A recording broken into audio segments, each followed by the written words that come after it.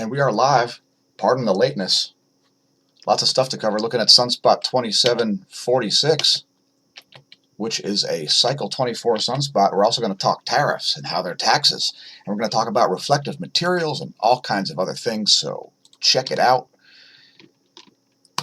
If you like, we're going to also look at 171 angstroms. This is the last 8 hours of solar activity. And we do see an active region trailing that Sunspot 2746 also. This is cycle 25 polarity out here, and this is cycle 24 polarity here. So it's pretty far off the equator, an indication that it's perhaps not the end of cycle 24 yet. While at the same time, the polarity of this plage is cycle 25 polarity. So something to keep an eye on throughout the day. And when I say eye on, well, the pun's intentional. And I'm going to have to tune in to my own stream here. So please bear with me, folks. And check out the 304 angstroms view in the meantime. See some filamentary activity still going on the western limb. 10.7 centimeter radial flux has bumped up to 68. For some reason, we're on the auroral forecasts. I don't know why. We're supposed to be on the sunspot map.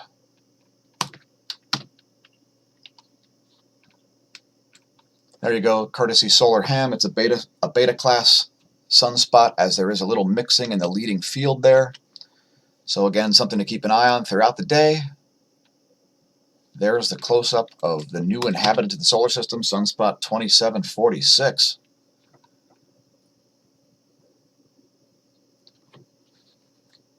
Real-time solar wind indicating a significantly elevated solar wind speed, but a low density at 1.5 protons. Phi angle currently at about 112. And the ace agrees. We're going to skip cosmic rays and transients today as there's too much stuff to cover. We will let you know where things in the solar system are located. There's where stuff is. There's where stuff will be in 1 week, approaching full moon. As we get a daily planetary pileup, all the inner planets will be up in the sky at the same time as the sun, making way for a morning star Venus coming soon. Next, we'll look at magnetosphere movies, as we typically do most days, archiving 4 hours of data, first with the density, which should look pretty low. And indeed, you see that white-colored solar wind coming in there. The solar wind density below 2 protons per cubic centimeter,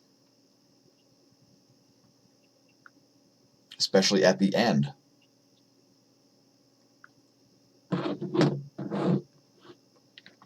And we'll also look at the pressure. Keep in mind that the velocity is very high right now at 699. We see like a full ring effect thing going on here on the equatorial plane, as there's not that much plasma to work with, but it's all getting buffeted heavily by that strong, nearly 700 kilometer per second solar wind. There was a big perturbation right here. That one taking place around 8:20 UTC. Let's actually look at the velocity for once. Shout out Snowflake. If you're watching, please leave a comment. And if you've noticed that we've got the wrong thumbnail every day, that's a setting in Google that we cannot access. And believe me, we've been trying. Anyway, there's a view from the velocity perspective.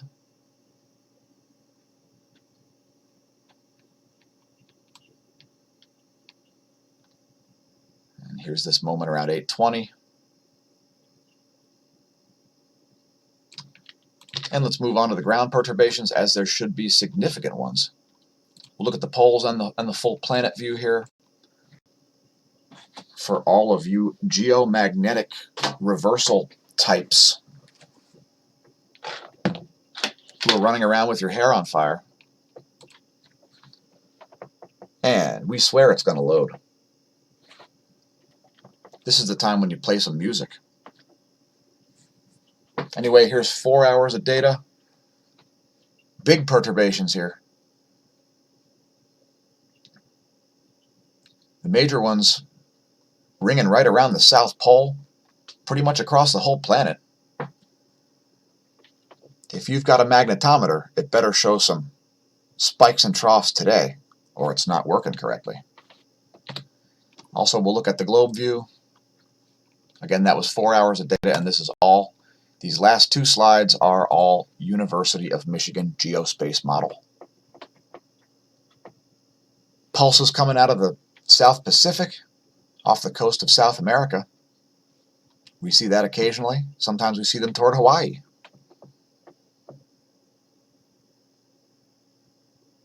Large global pulses there.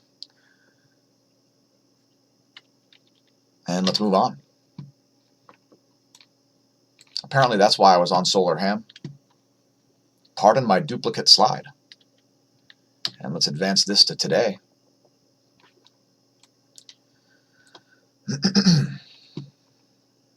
Mercury just rose. If you've got a low horizon and a telescope, perhaps got a view of that. It's supposed to, there we go. Okay. We're going to skip the smAsho mission, but it will be in the description after the video is posted, along with the correct thumbnail. So thanks, patrons. Thanks to our latest patron, etc. Oh, boy. Yeah. Apparently that's why I was on Solar Ham. Pardon the echo. By the way, the only tier on Patreon is $1. It's about to be $1 and $10. Anyway, thanks for tuning in, for you folks who are. And please visit the links in the description once we have them there. As they're not appearing where they belong due to changes in the Google software.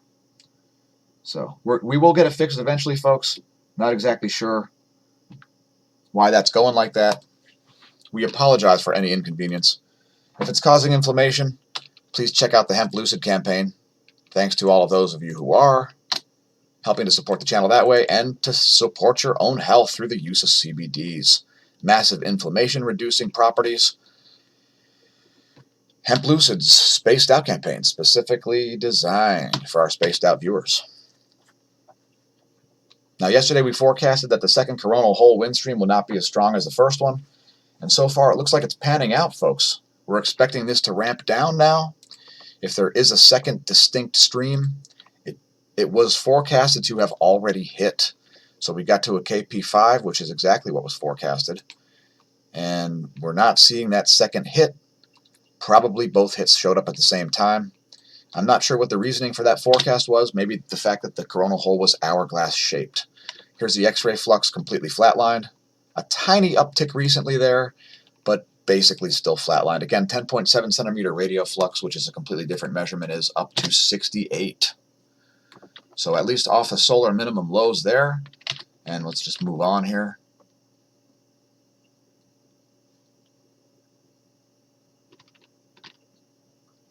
There's the Aurora Australis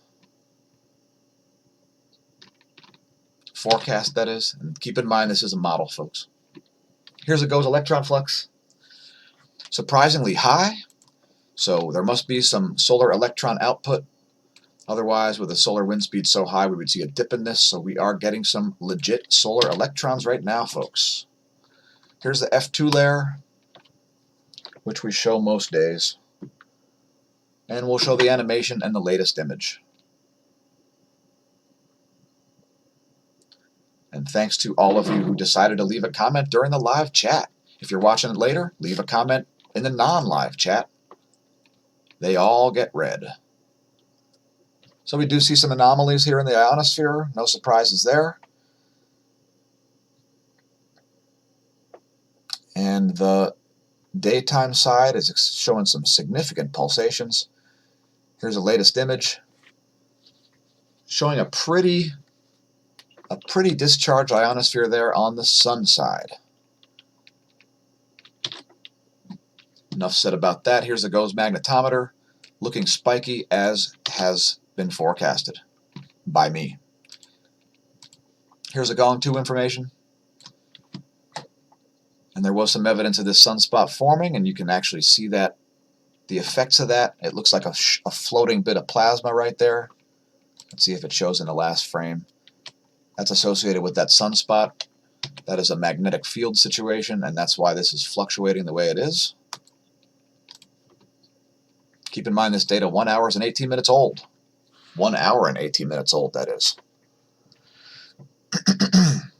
Excuse me.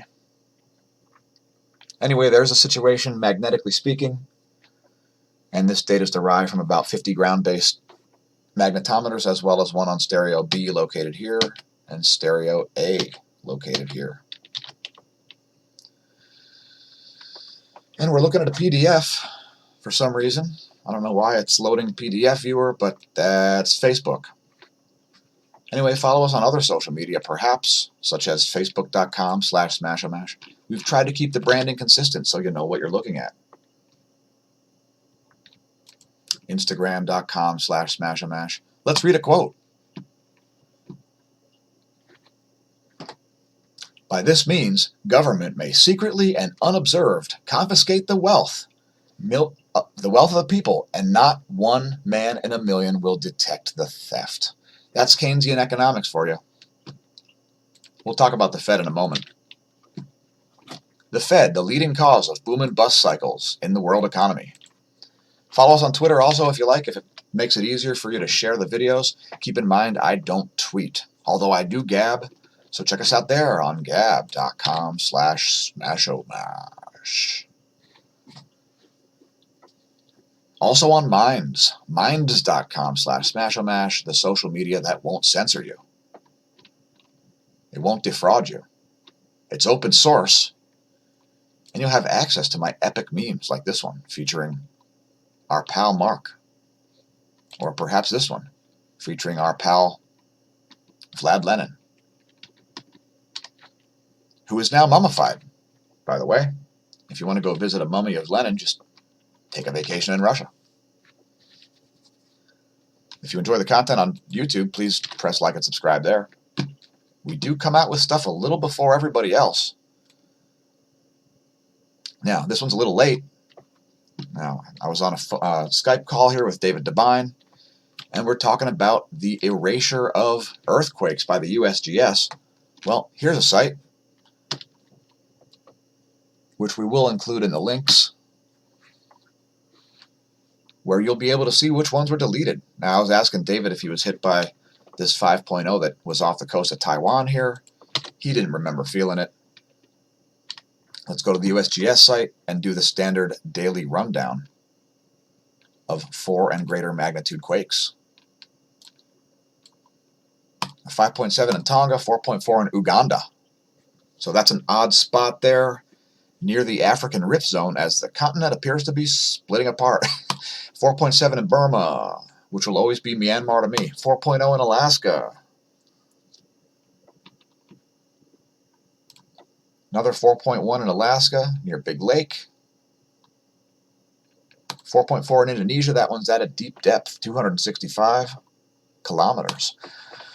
4.3 in Indonesia. 4.9 at New Zealand. That's in the Rift Zone where they've been seeing large quakes going on for a long time. Another very deep quake at Fiji. Heads up there, that quake is at 628 kilometers. A 4.4 at Romagna. Please leave a comment if you're in the Carpathians and you have fangs. Let's look at the location of that, as I've always wanted to go on vacation to Romagna.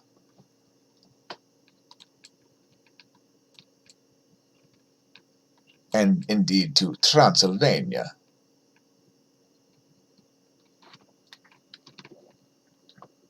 Anyway, there's a location of that quake. Let's continue on. Also, we see a 4.4 in Argentina. That one also at depth. 4.8 at Taiwan. Looks like an aftershock of that 5.0. Actually, a foreshock of the 5.0. There it is. 5.2 at Indonesia. And a 4.1 at Montana. That's going to have everybody proclaiming that Yellowstone's going to go off. Anyway, there's a location of that.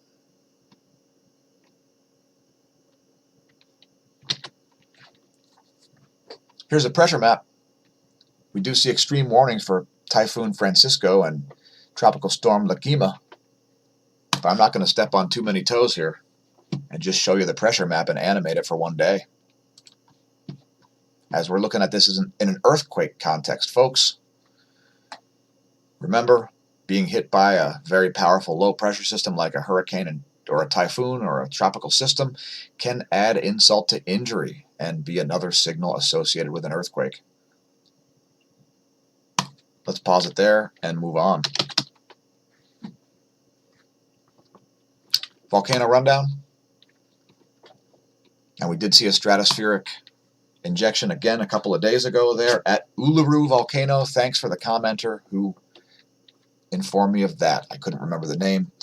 Explosive activity at Karimsky's producing a 13,000-foot plume. Mount Aso, possible activity. Volcanic ash cloud unknown.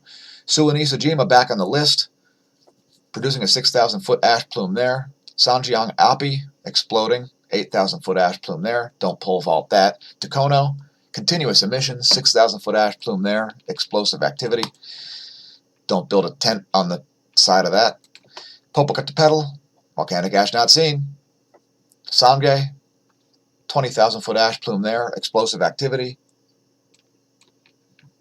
Volcanic emissions at Revenador once again, and Sabancaya constantly exploding on the regs. 27,000-foot ash plume. Please don't pole vault Sabancaya's caldera. Here's the northern jet and the southern jet.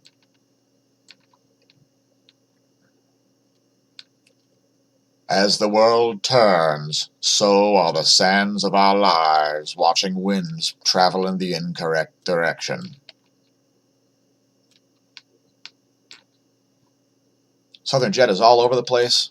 Northern jet is barely a jet once again. Meridional flow, to say the least. More like convective forces running things. Welcome to the planet with two north poles. Here's the AccuWeather US Doppler radar, and heads up Chicago. You're getting inundated. Looks like there's some good surf off of North Carolina once again, so don't get pitted. Let's look at this strong situation over Illinois and move on as quickly as possible. Pardon the lateness today, folks, and I am reading your comments. I will attempt to respond to any that warrant a response. So good morning, everybody. Thanks again for tuning in. Still a couple more segments to go here, so let's do it. It's the That's an Ass and That's a Hole in the Ground, vulgarity-free, children-friendly section, where we do things like define terms and use the term in a sentence. Tariffs are nothing more than a tax. Let's try that again.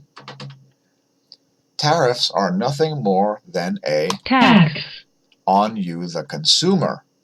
Chinese exporters don't pay the tariff. U.S. importers pay the tariff. Moving on, as everybody knows what a tax is, to this Cato Institute article. The tariffs will bite U.S. consumers. Prepare to feel their effects more than before. Now, tariffs are nothing more than protectionism. The money goes into the pocket of the government. All you experience is higher prices, as well as the likelihood of worse goods, because that's what happens with protectionism. Also, a lot of the stuff that we used to import, we're just not going to import now due to supply and demand, and a lot of the stuff that you wanted to buy is not going to be there anymore. Also, there's rampant inflation hitting as a result of Fed Reserve monetary policy. You know, they just dropped interest rates. That's not good for anybody who's measuring their wealth in US dollars. Enough said about that. We'll include links to that also after the video due to technical difficulties. Talk about reflecting light. I'm going to build a light concentrator. It's not going to be quite like what's described in this article. However, reflected light can grow plants, so don't waste it. Maybe put mirrors in certain places. Be careful with mirrors as you can start fires. However, you can use the light shining in a window to direct to other places. And there are some complicated solar concentrators that will actually follow the sun and filter the light to make it non-dangerous. We'll put links to the article. It may give you some good ideas about things like indoor gardening. Now that it's harvest season, and here's another link here. This one is a list of reflective materials for indoor growing, things like synthetic films, painting things white. Just a white surface, light-colored mulch, white plastic, synthetic films, and aluminum foil. I was also thinking mylar. Stocks crashed again despite the Fed rate cut, as that is a bubble economy before you folks. And after the longest bull market in the history of the U.S., somebody's got to take profits, and some of those profits are going into Bitcoin. That is not a tiger that I would be chasing, folks. However, full disclosure, I do own Ethereum. Not very much. It's a token investment just for proof of concept. If you notice, Ethereum is not charging up the same way Bitcoin is. This is another lagging indicator. This is what silver used to be in terms of gold. In other words, Ethereum is the silver of crypto. It also encourages crypto because programmers, people who write real code, they use Ethereum as a means of exchange. There's a little tidbit about the internet for you folks. Going to look at futures and commodities real quick. Here's the gold chart.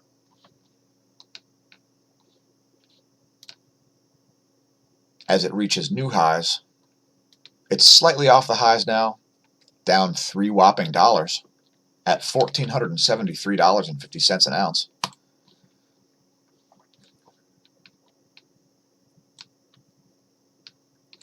Actually, that's not record highs with the gold there, by the way. I think that's 6 or 7 year highs. And once again, silver's lagging.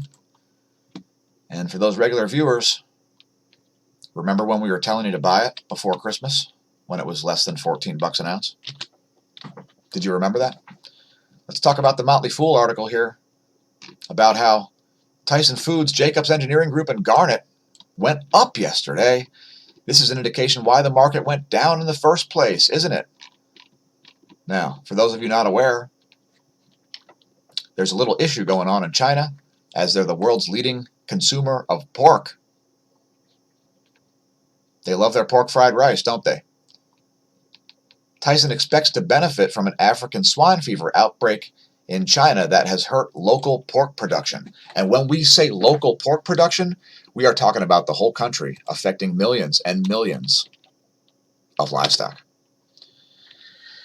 Were you aware that Google is a complete scam and pays us absolutely nothing for these videos? Well, it's true, folks. It's true. To quote Kurt Angle, it's true, folks. It's true. Google is a total scam, should not be used as a verb, unless it means to obtain biased search results.